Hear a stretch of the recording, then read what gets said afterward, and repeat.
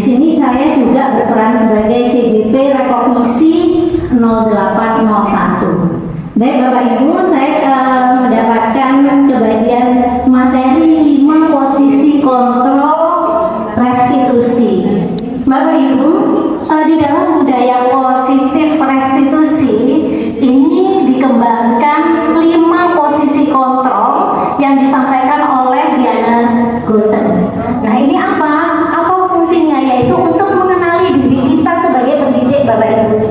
Nah ini Bapak Ibu nanti akan saya ajak untuk nobar, nonton bareng sambil melihat saya di posisi mana. Nah ini, baik Bapak Ibu, saya lanjutkan di sini. Ternyata 5 posisi kontrol. Ini yang pertama adalah sebagai pembuku. Kemudian yang kedua, ini adalah pembuat orang merasa bersalah. Yang ketiga, ini adalah sebagai teman. Kemudian yang keempat, pemantau. Dan yang kelima adalah manajer. Bapak Ibu, yang pertama kita lihat sebagai pembuku. Kita coba untuk nonton bareng. Minta tolong untuk dibantu klik videonya.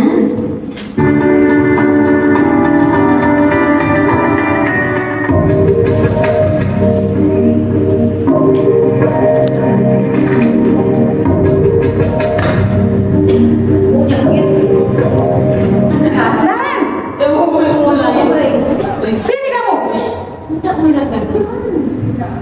Selamat pagi Bu. Selalu terlambat. Kamu deh pasti terlambat. Maaf Bu, saya Apa coba? Alasan kamu apa lagi? Kapan sih kamu tidak terlambat? Malas sekali ya kamu jadi anak. saya Dasar pemalas. Gak kapok-kapok sih kamu. Sudah berapa kali terlambat? Sana, kamu keliling lapangan basket 2 kali. kenapa saya harus keliling lapangan basket Bu? Kenapa? Kamu melawan ibu? Berani-beraninya jawab. Sudah terlambat, masih berani jawab pula. Sekarang, keliling lapangan basket 5 kali sekalian. Biar kapok. Cepat, pergi sana ke lapangan basket.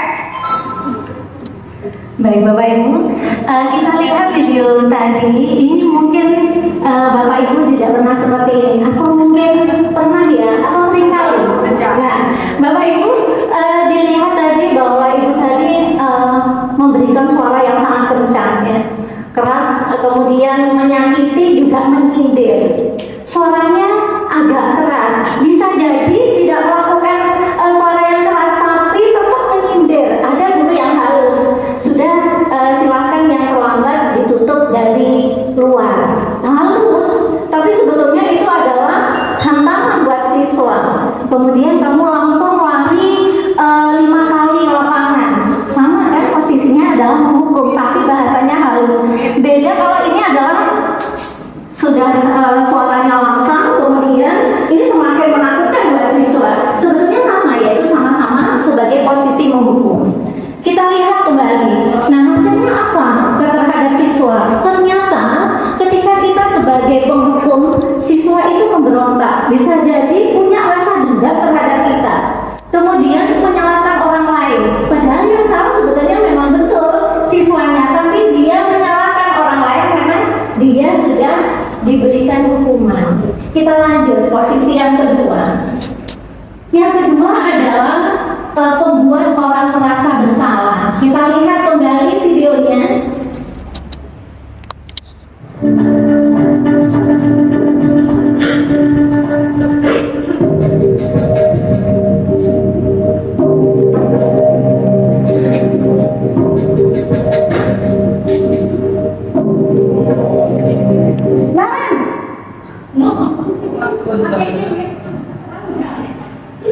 Selamat pagi Bu. Naren, kamu kenapa terlambat lagi, nak? Ya Tuhan, Naren, kamu senang ya bikin ibu susah ya? Kalau kamu terlambat lagi, nanti ibu yang ditegur bapak kepala sekolah, nak. Disangka ibu tidak bisa membina kamu. Duh, gimana ini? Maaf Bu. Duh, Gusti Naren.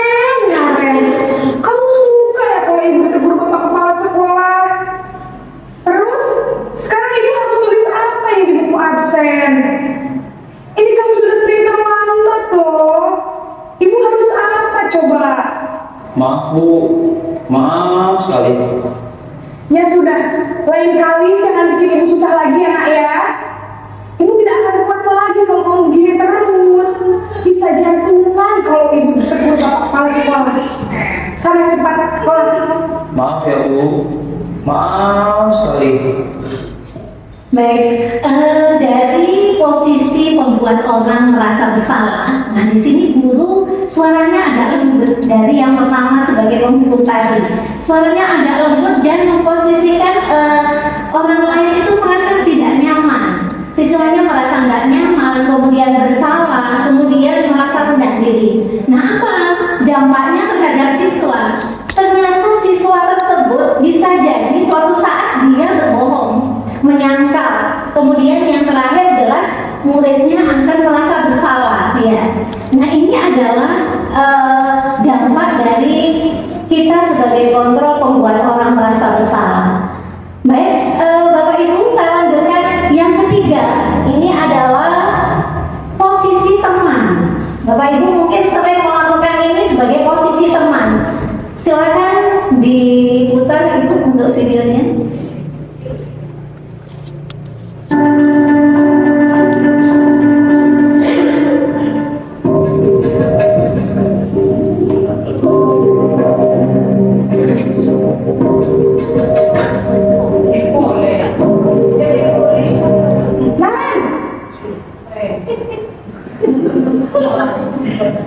Ini ekspresinya yang aku mati ini. Wah, sudah jam berapa ini nak? Terlambat lagi ya sayang. Iya Bu, habis tunggu saya rumah bangunkan saya Bu. Kamu malah menyalahkan ibu kamu. Kamu bukannya anak yang hatinya paling kencang. Kok terlambat sih? Iya Bu, saya memang terlambat bangun tadi. Jadi biarpun saya kencang, tetap nggak kekenjar Bu. Ya sudah sana, nanti lain kali larinya lebih kencang lagi ya. Biar gak terlambat lagi. Bikin seneng ibu, demi ibu. Bisa kan? Bisa lah Bu. Ya sudah sana masuk kelas. Ibu beresin urusan absen kamu. Kamu ini ada-ada saja. Baik, Bapak Ibu, kalau kita lihat di posisi sebagai teman, nah ini guru memposisikan sebagai teman, tentunya kalau teman itu kan dekat ya. Jadi anak itu merasa nyaman saja, dia nggak merasa diintimidasi, tidak. Tapi di sini guru tentunya akan membuatkan alasan-alasan untuk siswanya, ya, supaya apa? Supaya kelihatan baik. Namanya teman kan selalu membantu ya. Nah, ini posisi yang sering kita lakukan. Maunya sih pengen membantu siswa kita, tapi sebetulnya itu adalah hal yang salah. Coba kita lihat ketika misalnya dia sudah friend sama gurunya, apa yang akan terjadi? Yaitu siswa itu akan mengalami ketergantungan, Bapak Ibu. Ketika misalnya dengan Ibu A misalnya, dia akan nurut. Tapi ketika misalnya dengan guru B, belum tentu. Ini akan pilih-pilih siswa itu sendiri. Itu adalah dampak ketika kita memposisikan sebagai teman. Beda untuk berikutnya, ini adalah posisi yang keempat sebagai pemantau, Bapak Ibu. Kita lihat untuk videonya.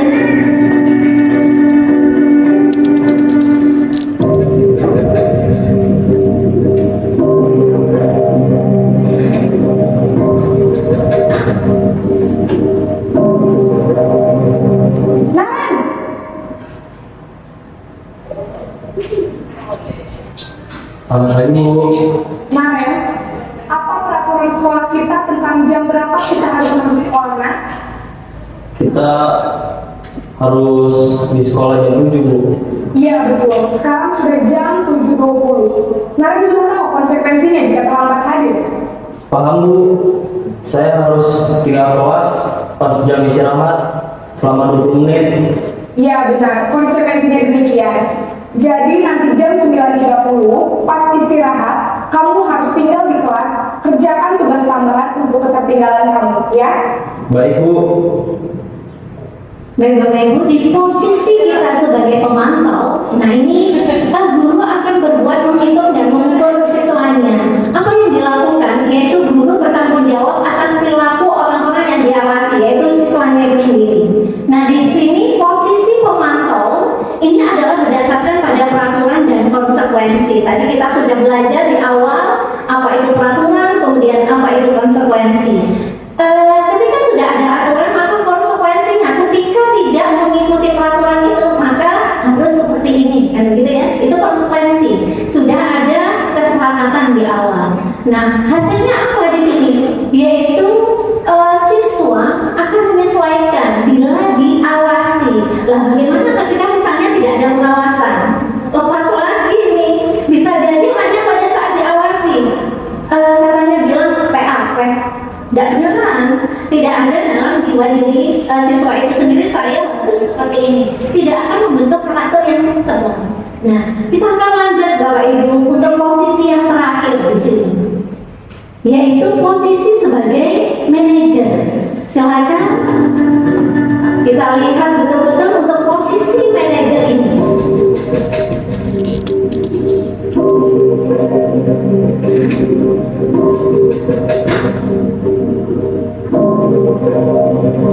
Naren,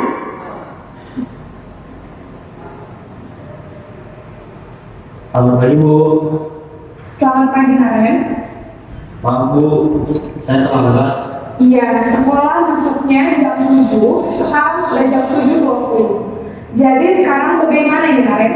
Maaf Bu, saya lupa setel alarm saya semalam. Baiklah, menurut kamu, keyakinan sekolah yang mana yang perlu kamu tingkatkan? Menghargai diri sendiri dan orang lain mungkin ya Bu. Setuju. Jadi, apakah Naren meyakini prinsip saling menghormati tersebut? Iya Bu, saya meyakininya. Apakah Naren bersedia memperbaiki masalah keterlambatan ini? Bersedia Bu. Bagaimana kamu akan memperbaiki masalah keterlambatan ini? Saya akan coba untuk tidak lupa menyetel alarm saya Bu. Baik, kalau Naren lupa menyetel alarm di rumah, ada orang yang kira-kira bisa bantu mengingatkan tidak? Ada Bu, kakak saya, Kak Emma. Ada lagi selain Kak Emma? Selain Kak Emma, ada ibu saya. Baik, jadi yang mengingatkan Naren adalah Kak Emma dan ibu kamu ya? Kira-kira akan mulai setel alarm kapan nih Naren? Setelah pulang sekolah, akan segera saya lakukan.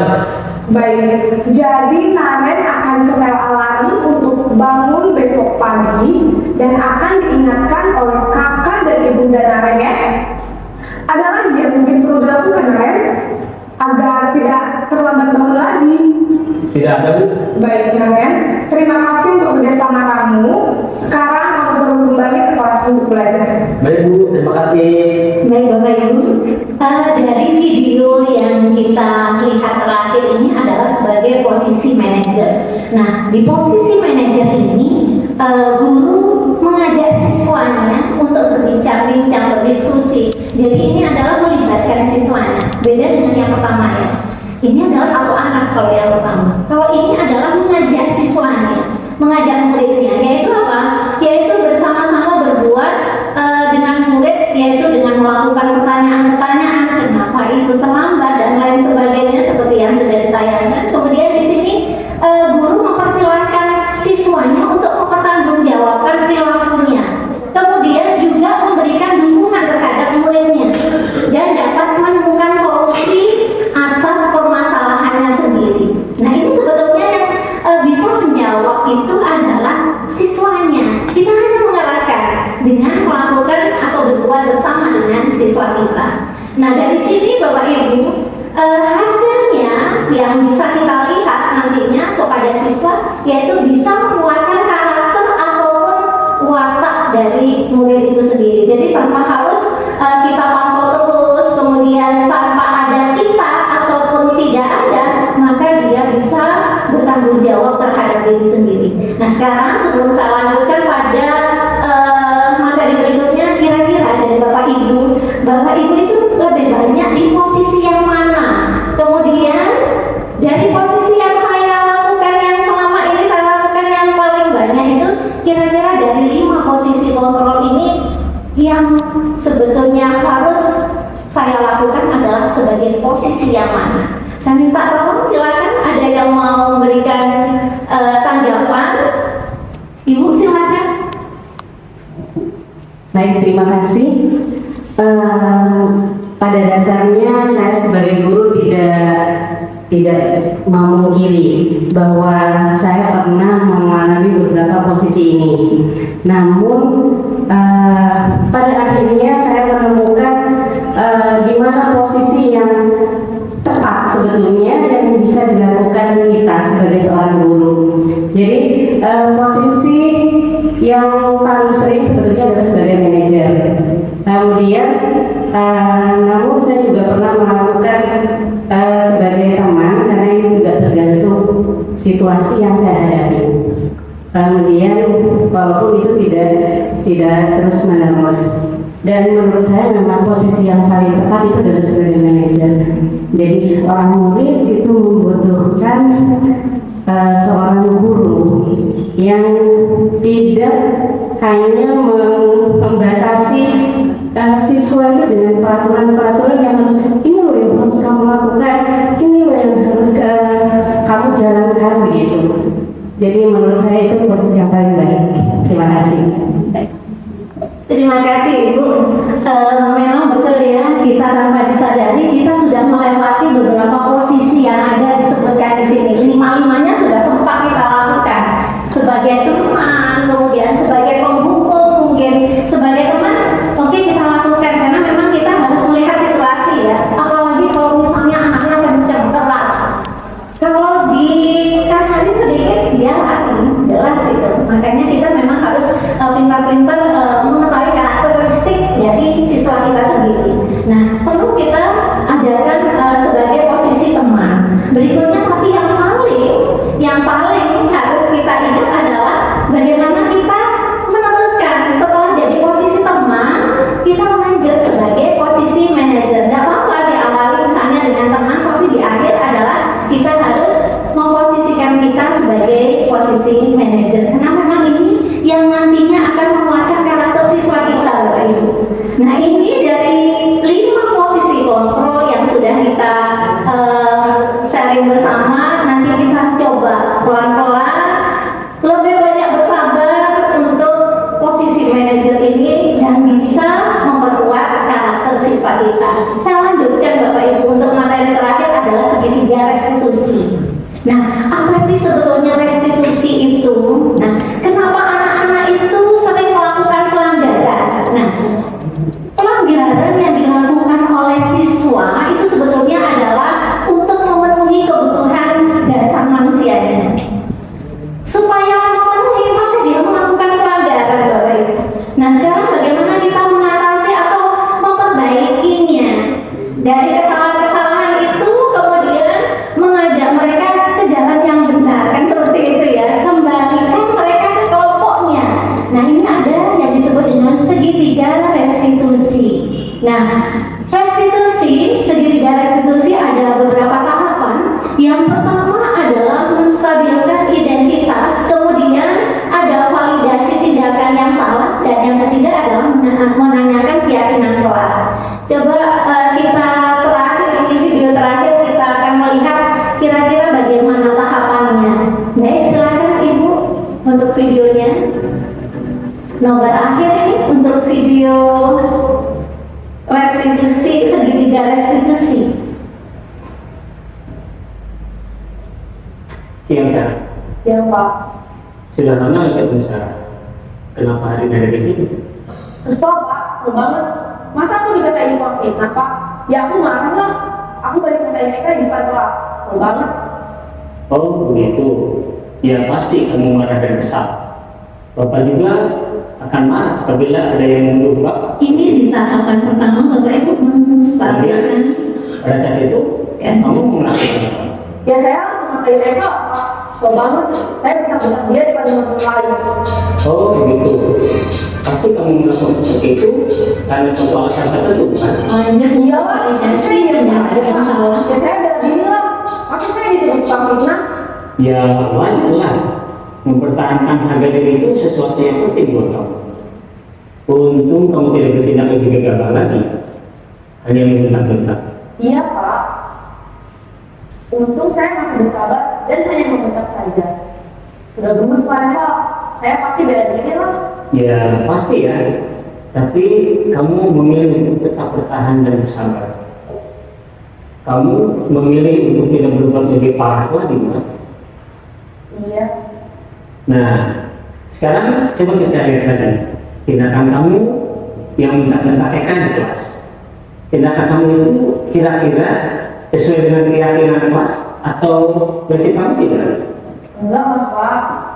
Capek Pak jadi pemarah. Jadi keyakinan atau prinsip mana yang pun sesuai dengan keinginan kamu? Ya, saya sebenarnya sangat menghargai orang lain. Mungkin saat itu saya menjadi emosi, jadi tidak mengubah sikap itu. Kamu yakin tidak menghargai orang lain itu penting buat kamu? Yakin lah Pak. Iya, setuju. Kita harus saling menghargai. Namun ada juga keyakinan yang kita sepakati yang perlu kita jalankan apabila kita sedang marah, kan? Ya, saya bisa lebih proaktif, mulai dengan diri sendiri. Saya bisa jadi lebih bersabar, mengambil waktu jeda untuk berpikir mau apa selanjutnya. Kira-kira kamu bersedia memperbaiki masalah ini tidak? Bersedia Pak. Kalau kamu memperbaiki masalah ini, kamu akan menjadi orang seperti apa? Saya akan menjadi orang yang bertanggung jawab kali ya Pak. Dan senantiasa proaktif.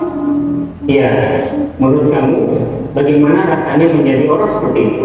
Ya nyaman lah, bangga bisa bersabar dan menahan diri. Baiklah kalau begitu. Yuk kita pikirkan bagaimana memperbaiki masalah ini. Baik, Bapak Ibu, ini adalah tahapan-tahapan di dalam segitiga restitusi untuk membantu siswa kita menuju ke jalan yang benar, membentuk karakter yang kuat untuk siswa kita sendiri. Nah, kita lihat di sini yang pertama kita bahas tentang menstabilkan identitas. Nah, di sini berdasarkan prinsip membuat kesalahan itu adalah bagian dari proses pembelajaran. Kemudian berperan menggeser identitas murid dari identitas gagal menuju ke identitas sukses. Nah, ini yang harus kita lakukan adalah jangan mengkritik siswa itu sendiri. Kalau kita mengkritik di awal, sudah jelas mereka sudah punya pandangan minus terhadap kita. Mereka tidak akan punya ketertarikan untuk melanjutkan pembicaraan. Paling mendengarkan saja. Langsung aja kalau misalkan kita lihat ada anak yang bermasalah masuk UBK, habis ini paling diceramahin. Itu sering saya dengar itu dari siswa kita. Nah, kemudian berikutnya, apa yang harus dilakukan di dalam menstabilkan identitas ini? Yang pertama, juga pertanyaan membuat kesalahan itu adalah suatu hal yang wajar, karena kita kaitkan dengan kebutuhan dasar manusia itu sendiri. Jadi kita mengiyakan sebetulnya, tapi bukan membenarkan. Mengiyakan tapi tidak membenarkan. Kemudian manusia tidak ada yang sempurna. Kita berikan bahasa seperti itu. Kemudian kita bisa memperbaiki masalah ini. Ini adalah untuk menstabilkan identitas. Kemudian yang kedua, ini adalah validasi tindakan yang salah. Kita menanyakan apa permasalahannya seperti yang dilakukan oleh Bapak Guru tadi. Kemudian memberikan respon menjadi proaktif, mengenali kebutuhan murid, kemudian memberikan pertanyaan yang disampaikan dengan suara yang tidak menghakimi. Ini Bapak Ibu yang tidak sadar, kita ternyata harus belajar untuk bisa berkomunikasi dengan siswa kita supaya tidak merasa terhakimi siswa kita itu. Nah, kemudian apa pertanyaan yang bisa kita ajukan ini? Kita bisa bertindak, kamu bisa saja bertindak lebih gegabah lagi dari ini. Ini yang disampaikan tadi. Kamu bukan melakukannya tanpa suatu alasan tertentu. Kamu melakukannya karena mempertahankan sesuatu yang penting bagimu. Ini adalah validasi tindakan yang salah. Mungkin kamu bisa mempelajari suatu perilaku baru yang lebih efektif. Bersediakah kamu mempelajarinya? Nah, ini yang harus kita lakukan Bapak Ibu di dalam validasi tindakan yang salah. Yang terakhir ini adalah menanyakan keyakinan. Nah, dari teori kontrol menyatakan bahwa pada dasarnya prinsip. Kalau sudah menanyakan keyakinan itu sudah dibentuk di awal ya. Mereka sudah tahu apa keyakinan yang disepakati bersama. Kemudian ditanyakan. Nah, ketika divalidasi kira-kira ini sesuai dengan keyakinan yang ada apa enggak, itu disampaikan ke siswa kita. Kemudian berikutnya adalah maka siswa itu sendiri akan mengaitkan keyakinannya dengan tindakannya yang salah. Jadi yang mengaitkan siapa? Dirinya sendiri, bukan dari gurunya. Itu yang penting.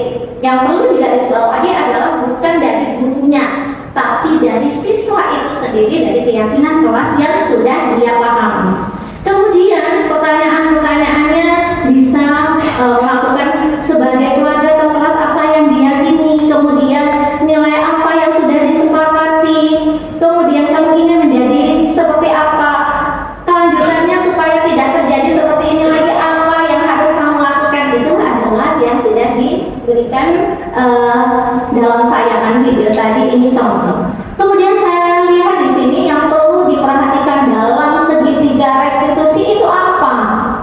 Yang pertama, ini adalah perilaku yang salah perlu dikaitkan dengan nilai-nilai atau keyakinan yang telah disepakati atau dituju. Jadi perilaku yang salah itu perlu dikaitkan dengan keyakinan yang ada. Kemudian yang kedua adalah kesediaan orang yang melakukan kesalahan untuk memperbaiki masalahnya. Kemudian pemecahan masalahnya itu penting. Kemudian perlu didedikasikan waktu dari pihak yang berbuat kesalahan. Dan yang terakhir, kapan, kalau ditanyakan kepada siswa kita, kapan mulai dilakukan usaha untuk memperbaiki masalahnya. Ini perlu. Kenapa? Untuk memastikan dia memang perlu berubah, perlu memulai untuk mengadakan perubahan. Nah, dari segitiga restitusi ini, ya, 3 tahapan itu, apa sih yang diharapkan? Yang pertama adalah murid menjadi lebih kuat secara pribadi. Ini yang diharapkan. Kemudian dengan lebih kuat secara pribadi seperti tadi, yaitu ada atau tidak ada gurunya, dia tetap pribadi yang seperti ini. Dia akan melakukan kesalahan lagi karena dia ingat, oh saya ini salah, keyakinan ini tidak sesuai dengan keyakinan kelas yang sudah kita sepakati. Nah, seperti itu. Yang kedua adalah membuka wawasan murid agar dapat menyelesaikan permasalahannya sendiri.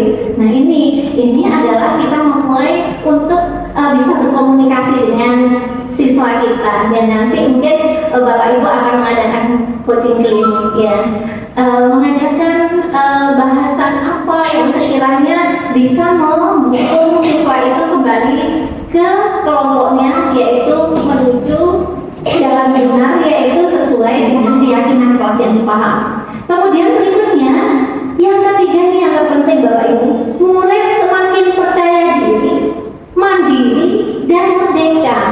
Nah, kalau sudah dia menyatakan, oh saya bisa mengatasi permasalahan saya dengan cara ini, dia sudah percaya diri. Berikutnya juga dia akan melakukannya. Kemudian dia juga mandiri tanpa harus disetir oleh siapapun di sana. Kemudian berikutnya adalah dia merdeka. Nah, Bapak Ibu, mungkin ini materi terakhir dari kita. Mungkin ada yang bisa ditanyakan dari segitiga restitusi ini atau oke. Baik. Terima kasih Bapak Ibu. Mungkin ini sudah waktunya berlebih. Mohon maaf ya. Yang terpenting adalah satu hal yang saya ingatkan, dari 3 tahapan itu apakah semuanya harus dilakukan tahap 1, tahap 2, tahap 3? Tidak ya. Kita harus menyesuaikan dengan kondisi masalah. Sangat urgent. Ini kok penting sekali, anak ini sangat bermasalah sekali, maka harus melakukan 3 tahapan itu sendiri. Nah, yang tahu adalah Bapak Ibu sendiri, kira-kira permasalahannya termasuk pelanggaran ringan atau tidak, seperti itu. Baik Bapak Ibu, terima kasih untuk sharing kita kali ini. Mudah-mudahan bermanfaat. Saya akhiri. Assalamualaikum